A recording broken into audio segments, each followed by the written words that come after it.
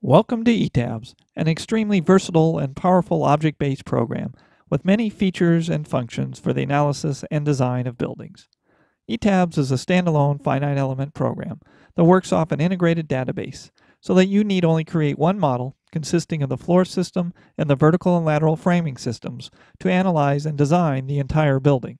All options are accessed through one interface, and there are no external modules to maintain or transfer data to. This tutorial will illustrate the fundamentals of working with ETABS and will show how quickly and easily a model can be created. At the completion of the tutorial, the building shown will have been created, analyzed, and designed. Our project will be a 4-story building where the first story is 15 feet and the remaining stories are each 12 feet high. The bays are all 24 feet by 24 feet, and the lateral system will be steel moment frames.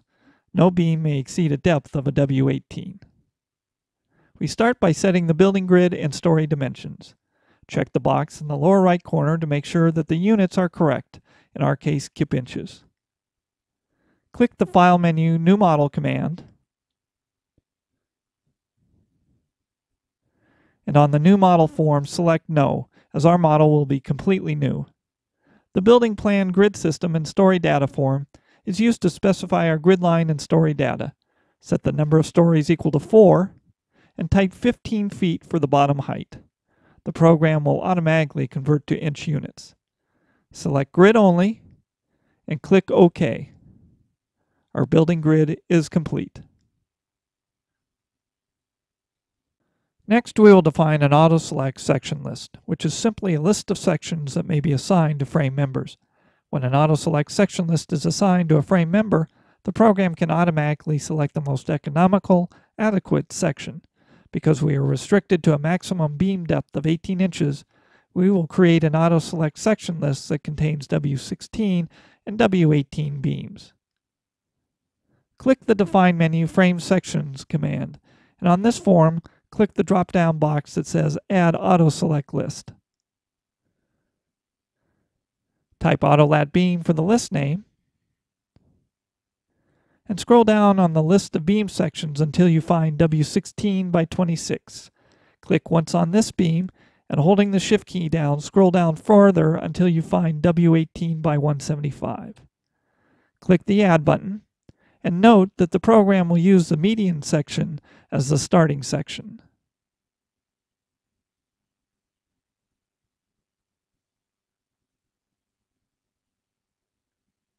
Now we will add line objects to multiple stories. These line objects will represent our columns and beams. First, make sure that the plan view is active. You may do this by clicking anywhere in the window. Next, click the drop-down box in the lower right corner that reads one story and select Similar Stories. To review these definitions, click the Edit menu, Edit Story Data, Edit Story command. By default, the program has defined Story 4 as the master story, and Stories 1, 2, and 3 as similar to 4. This means that any drawing or selection performed on one story will apply to all of the other similar stories. Next, draw column objects by clicking on the Create Columns in Region or It Clicks button. Make sure that the property item is set to ALAT Call, which is a built-in auto-select sections list used for lateral force-resisting columns. Click in the Angle Edit box and set the angle to 90 degrees to rotate the columns 90 degrees from the default settings. To draw the first column, left-click at the intersection of grids D1. We will add another column at D2, and note that the columns are displayed over all 4 stories because of similar stories being active. Now change the angle from 90 to 0 and draw the remaining columns in one action by windowing using a selection box. Click the Select Object button, and holding the Control key down, click in the plan view on column A2. Select the column in the list, and note that the status bar in the lower left corner indicates 4 lines have been selected. Repeat the process at B2, A3, C3, and C4. The status bar should show 20 lines selected. Click the Assign menu, Frame Line Local Axes command, and select the Major Direction is Y option. The selected columns rotate 90 degrees. Notice that the local axes of the columns are displayed. These axes may be shut off by clicking on the Assign menu, Clear Display of Assigns. During development, make sure to save the model often by using the File menu Save command. Next, we will draw the lateral force resisting beam objects. First, make sure that the plan view is active, and then click the Create Lines and Regions or Clicks button. Click on the Property Edit box and scroll down to select Auto Lat Beam, the Auto Select Sections list we created and named previously. Left-click once on grid line D between 1 and 2. Note that the beams are created at all levels due to similar stories being active. Draw beams on grid lines 1 and 2 in a similar manner. Now draw the remaining beams in one action by windowing around the grid lines using the selection box technique. Click the Select Object button and left-click once on the beam located on grid line C. This selects the beams at this location for deletion. Now we will draw the secondary infill beam objects. Once again, make sure that the plan view is active and click on the Create Secondary Beams in Region or Clicks button.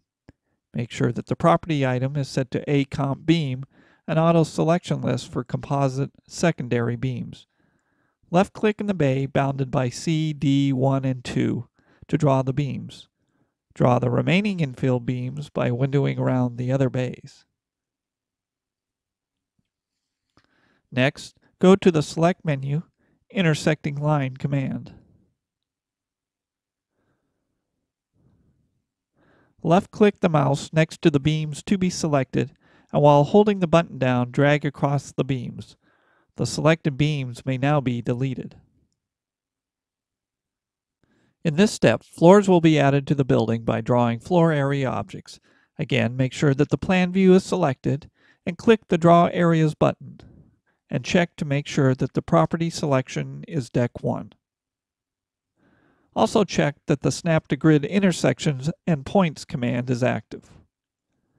Click once at column A1 and every other corner as you move clockwise around the model to draw the outline of the building.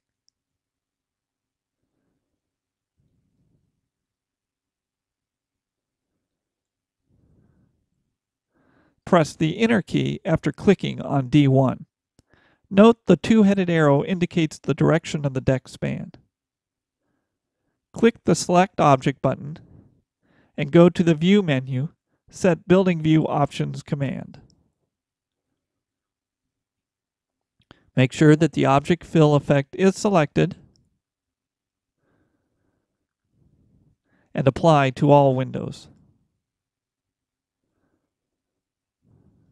Next, click the Define menu, Wall, Slab, Deck sections, and select Deck 1. We will modify the slab depth to 3 inches.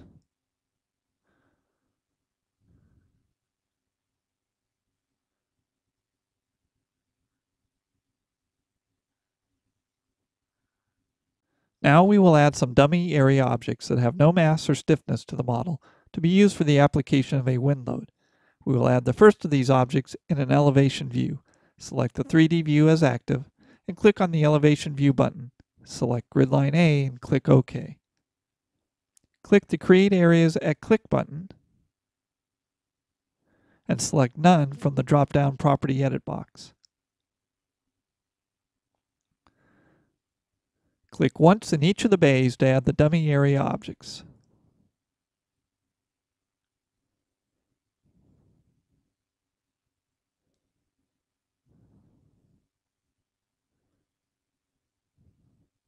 Change the elevation view back to a plan view and select Story 4. Click the Create Walls in Region or Click button and click on grid lines C, B, and D to add dummy walls in these bays at all levels due to the Similar Stories feature. Click the Select Object button to return the program to the Select mode, and change the right window back to a 3D view. In this portion of the tutorial, we will apply vertical and lateral static loads to our model, consisting of dead, live, earthquake, and wind. The loads to be applied are as shown. The program will automatically calculate the IBC earthquake load and the ASCE wind load. Start by clicking on the Define Static Load Cases button. Note that there are two default load cases, dead and live. Click on Live and select Reduce Live from the Type drop-down list. Click the Modify Load button to change to a reducible live load. Click in the load box and type a new name, SDead, for Superimposed Dead Load, and select SuperDead for type. Click the Add New Load button. Repeat this action for a load named Cladding.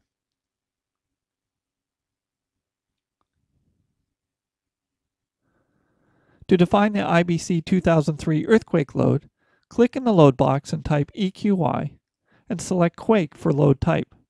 Make sure that the self-weight is set to 0, and from the lateral load pull-down, select IBC 2003 and click the Add New Load button.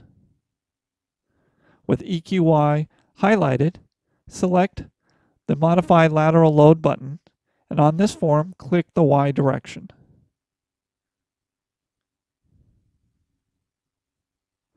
To define the ASCE 702 wind load, click in the load box and type WindX, and select Wind for the load type. Click ASCE 702 from the lateral load menu, and press Add New Load. With WindX highlighted, click the Modify Lateral Load button, and select the exposure from Frame and Area Objects option.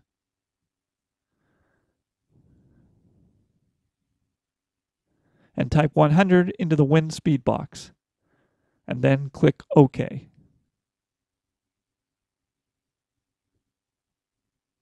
Next, we will assign the gravity loads to the model. Make sure that the plan view is active and that the Similar Stories is selected. Click anywhere on the deck in between beams to select the deck. Click the Assign Shell Area Loads Uniform command, and select SDead on this form. Hold down the Shift key and double-click in the load field to bring up the calculator form. Make sure that pound-feet is selected and type in 35. The program will automatically convert to kip inch units. Again, click anywhere on the deck but not on a beam, and select the Assign Shell Area Loads Uniform command. Select Live and enter 100 in pound-feet units.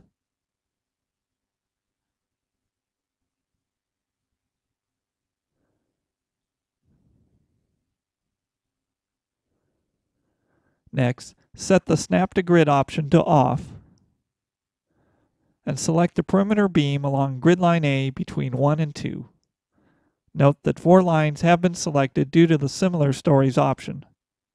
Select the other 13 perimeter beams in a similar manner.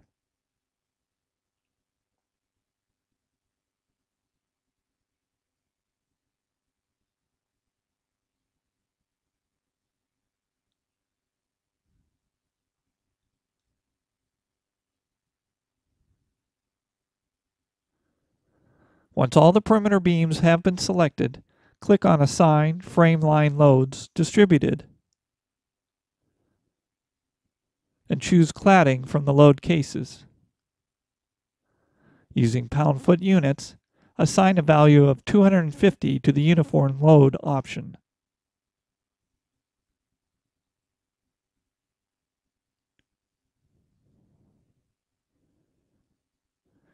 Make sure that the plan view is active and click on the 3D view button to display the loads that were just applied. Click the Assign menu, Clear Display to remove this display, and then return the view to a plan using the Plan View button. Now we will create a developed elevation view of the right side of the building so that a wind load may be applied to it at a later time. Start by clicking on the Draw menu, Draw Developed Elevation Definition command. Type right in the edit box for our elevation name and click Add New Name.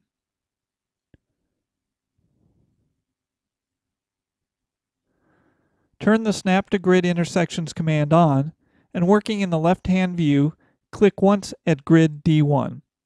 Then moving counterclockwise, click at D2, B2, B3, C3, and C4 in that order. When all the points have been clicked, press Enter to finish the drawing and press the Escape key to exit the draw mode. Next, click the Elevation View button and select Right and click OK. The developed elevation is an unfolded view of our right elevation. It is indicated on the 3D plan by the cyan colored lines. Now return the elevation view back to a plan view by clicking on the Plan View button. Next, we will assign wind loads to two sides of the building, utilizing the developed elevation just created. Typically, positive wind pressure coefficients are applied to the vertical surface of an area object, generating load in the positive local 3-axis direction. Set the 3D view as active, and click on the View menu, Set Building View Options command. Set the Area Local Axes option to On. Note that the 3 or blue axes for the dummy area objects point in the positive X direction. Click the Rotate 3D View button and spin them all around to see the other side of the building. Confirm that the 3 axes on this side are also in the positive X direction. Through the Set Building View Options command, uncheck the Area Local Axes and click OK. With the 3D view active, click on the Elevation View button and select A. Draw a selection box around the entire elevation to select all of the area objects, and then click the Assign menu, Shell Area Loads, Wind Pressure Coefficient command. Make sure that the load case is Windex and that C sub P is set to 0.8 and that the windward option is checked. With the elevation view active, click on the elevation view button once again and select right. Draw a selection box around the entire elevation once again and pull up the wind pressure coefficient form.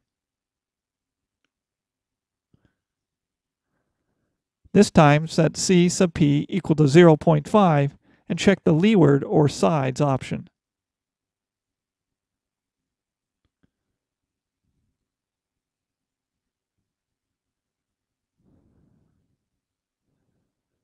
Click on the Clear Display of Assigns and return the view to a 3D view. Now that all the loads have been assigned, we will do a quick review of the wind pressure coefficients utilizing the Database Display option. Click the Display menu, Show Tables command to bring up the database tables. Click on the Area Assignments box and then check OK.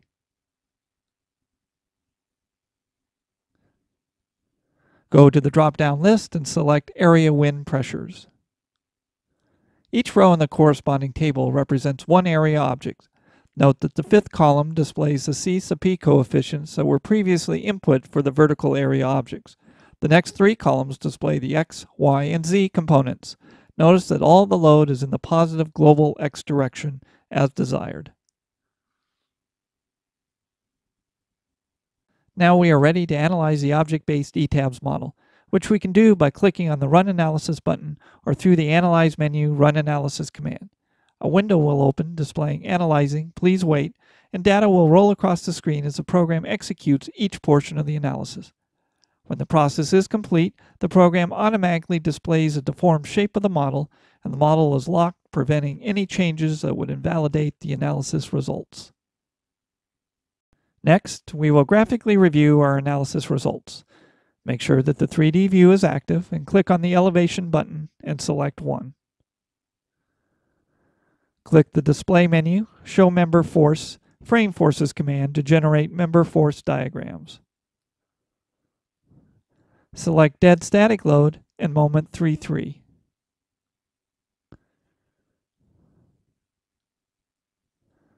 On the member force display, right-click on a beam to bring up the individual diagrams.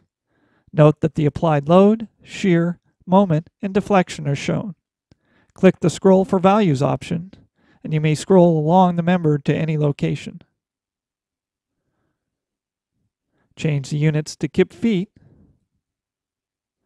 and enter 6.5 in the location box, and the corresponding values are displayed.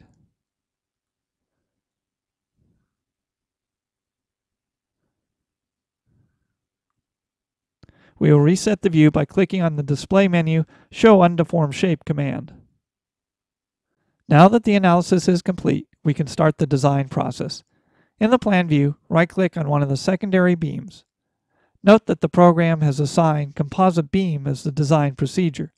Due to the fact that the beam lies in a horizontal plane, the ends are pinned, and it is an I-shaped steel section. Review the information on the other tabs, and then click OK.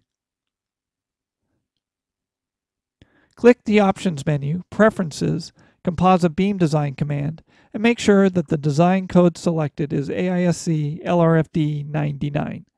Review the information on the other tabs and click OK. Set the 3D view to active and click on the Set Building View Options button.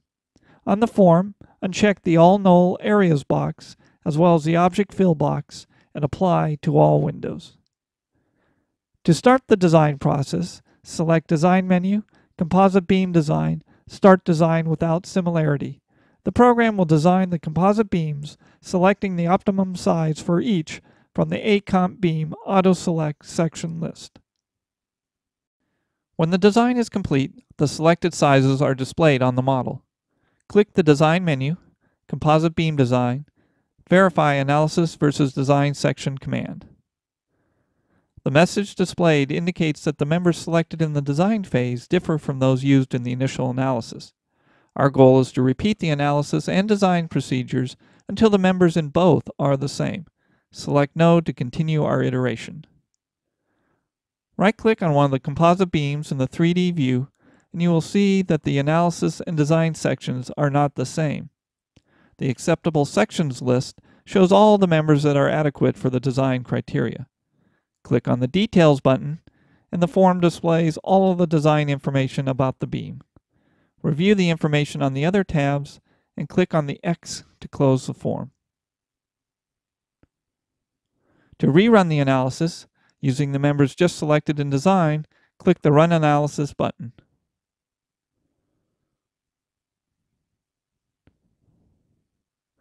Again, choose the Design menu, Composite Beam Design, Start Design without Similarity.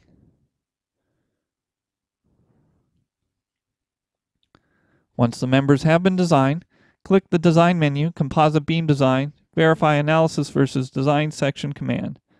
All analysis and design sections now match. As a final check, select the Design menu, Composite Beam Design, Verify All Members Passed command, which shows that all members have passed the design check. Click the Select All button to select all the objects in the model. Next, select the Design menu, Composite Beam Design, make Auto Select Section Null command, and click OK to remove the Auto Select Section List assignments and replace them with the current design sections. Next, click the Clear Selection command. Next, we will design the steel frame portion of our building. First, check under the Options Preferences command that for steel frame design, we are using the AISC ASD 01 code. Next, make the plan view active and right-click on a lateral force-resisting beam on one of the grid lines. Review the information and note that the design procedure is steel frame.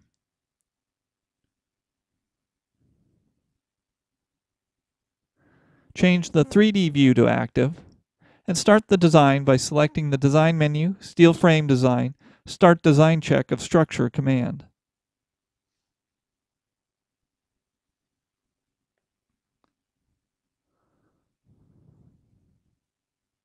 The initial design is complete, and this form indicates that the design sections chosen differ from those of the initial analysis, which were simply the median weight sections from the auto-select list. Change back to the plan view and click on the design menu, Steel Frame Design, Display Design Info.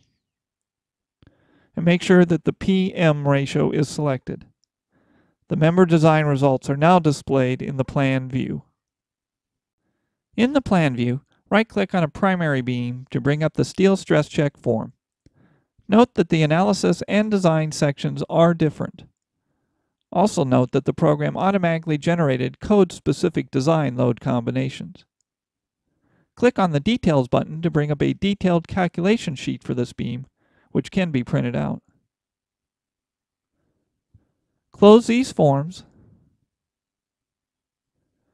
and select the Design menu, Steel Frame Design, Select Design Combo command to review the load combinations. Highlight one design combo, and then click Show to see the cases that make up this combination. Return to the Design menu, Design Steel Frame, Verify Analysis versus Design Section command. As the design and analysis sections are different, we will need to rerun the analysis using the current design sections. Upon completion of the analysis, rerun the design and then verify that the analysis and design sections match. If they do not, perform the cycle once more. This concludes this tutorial.